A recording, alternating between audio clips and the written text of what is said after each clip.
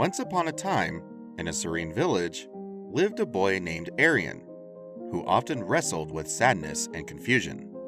One sunny day by the river, he encountered an old monk seated peacefully under a sprawling tree. Drawn by a hopeful curiosity, Aryan approached the monk. "What are you doing here?" Aryan asked. "I'm here to share wisdom," the monk replied, his voice a blend of gentleness and depth. "What troubles you?"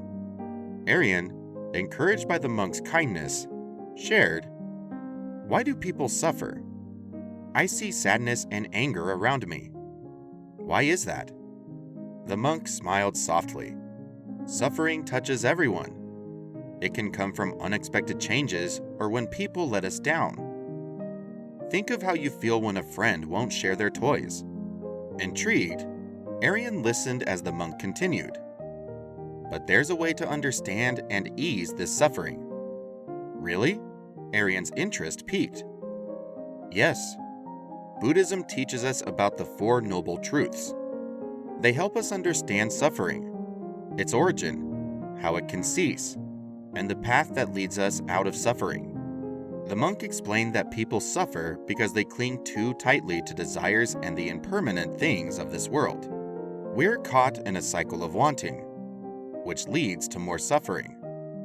But by understanding these truths, we can find peace.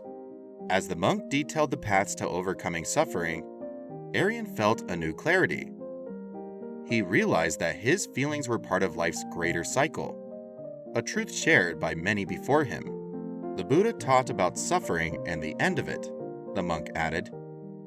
"It's not just physical pain, but the mental turmoil from our endless desires. When we learn to let go, we find peace. According to Buddhism, we living beings are trapped in a cycle of existence known as samsara. In samsara, we wander aimlessly and experience unbearable suffering because of our tight grip on ourselves. In order to heal this condition, we must first find its cause and then apply the medicine-like path of training to restore our original good health, which is enlightenment. There are times in our lives when we wish we could change the ending of our story," the monk continued, his words resonating deeply with Aryan. "Sometimes we lose what we care about. We are separated from those we love. Our bodies fail us as we get older. We feel helpless or hurt, or our lives just seem to be slipping away. These are all aspects of dukkha, one of the principal teachings of the Buddha.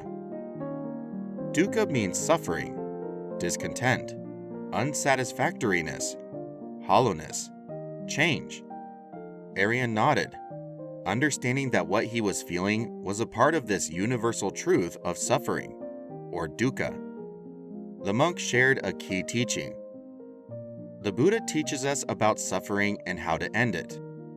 This isn't just about physical pain, but the mental turmoil we face when we cling to temporary joys, leading to a cycle of dissatisfaction and unrest. The Buddha identified 3 kinds of suffering," the monk explained further. "There are dukkha of physical and emotional pain, dukkha caused by change, and dukkha of life's inherent unsatisfactoriness." Aryan listened attentively as the monk elaborated. "The first kind of dukkha is the obvious suffering caused by physical discomfort, from the minor pain of stubbing a toe, hunger, and lack of sleep, to the agony of chronic disease. It is also the emotional suffering that arises when you become frustrated that things don't go your way, or upset about life's injustices, or worried about money or meeting others' expectations." He then continued, "The second kind is the suffering caused by the fact that life is constantly changing. Doesn't it often seem as though the moment you have found happiness in life, it disappears almost at once? In truth, no moment is reliable because the next moment is always coming along fast on its heels. It is like a constant bombardment of change undermining every state of happiness. The mind never finds a place to sit back and enjoy life without fear. Furthermore, every day, even during the pleasant moments, Do you not experience an underlying unease about the future? This worry and anxiety is a manifestation of the third type of suffering. The Buddha identified life's inherent unsatisfactoriness due to its intrinsic instability. As the monk concluded, Aryan's mind was filled with contemplation. He realized that indeed, life was full of various forms of suffering. Aryan asked the monk, "How can we stop suffering then?" The monk smiled gently and replied, "There is a beautiful concept in Buddhism called nirodha, which means cessation. It's about putting an end to suffering, to the constant restless urges that keep us seeking and feeling dissatisfied, even when we find moments of happiness." He explained further, "In Buddhism, we learn that suffering can end in two ways. The first way is quite a journey, and it involves fulfilling all our desires. But the challenge is, our desires are endless. So, it would take countless lifetimes and reincarnations to satisfy them all. But there is a second way, a faster and nobler path. It's about understanding our desires. Instead of constantly chasing after them, we pause and ask ourselves, why do I want this? What's the real reason behind this desire?" Buddhists who have pondered this question deeply have discovered something remarkable. They say that desires and suffering are like two sides of the same coin. Desires create attachments, and these attachments lead to suffering. The monk's voice was calm and reassuring as he explained, "When we break free from the hypnotic hold of our desires, we are essentially freeing ourselves from suffering. This state of freedom is called nirvana." Of course, even after realizing that desire and suffering are two sides of the same coin, it is still possible to have desires and see them come true. The difference lies in the way we approach them. They no longer have that magnetic, hypnotic hold over us. We don't get lost in them anymore. Instead, we can work calmly and with greater focus towards fulfilling them. Aryan nodded in understanding, realizing that this shift in perspective could transform how he approached life's desires and goals. "But is it really that easy?" Aryan asked, a hint of doubt lingering in his voice. The monk's expression softened as he replied, "Yes and no. The realization itself is simple, but it's not necessarily easy. In Buddhism, we talk about karma, the momentum of our thoughts, beliefs, emotions, and desires. Even when we want to let go of them, they often come back to us." He continued to explain, "Karma is like an invisible glue. Every thought, emotion, and action we engage in sticks to us, creating patterns and influence in our lives. When we reach a point where we've had enough suffering and genuinely want to break free from it," the monk said, "that's when the force of karma becomes apparent. We realize it's not as simple as just deciding to let go. All the wishes we've made, all the beliefs we've held onto, they all come rushing back, pulling us back into the cycle of suffering. It's like trying to remove sticky glue from your hands. The more you've touched it, the harder it is to let go." Aryan took a moment to reflect on this profound teaching.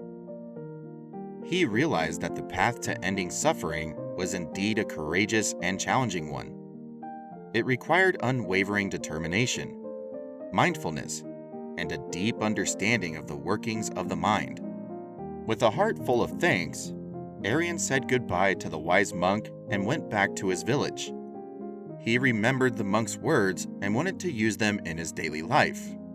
Every time Aryan felt a strong want for something, he stopped and thought, "Why do I really want this? Will it make me truly happy, or will it just bring more problems?" He noticed a change in himself. He still wanted things, but they didn't control him like before.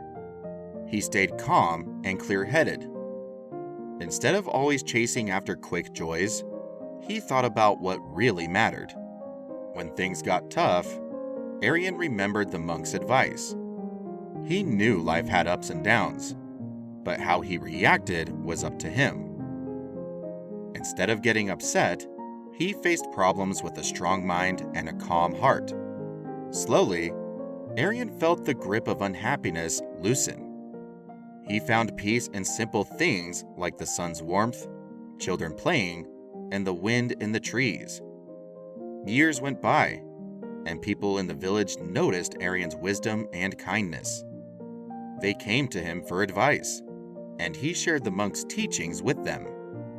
By living each day with mindfulness, thinking about his actions, and being kind to others, Aryan showed how to live like the monk had taught. He learned that true happiness isn't in getting everything we want, but in letting go of things that make us suffer.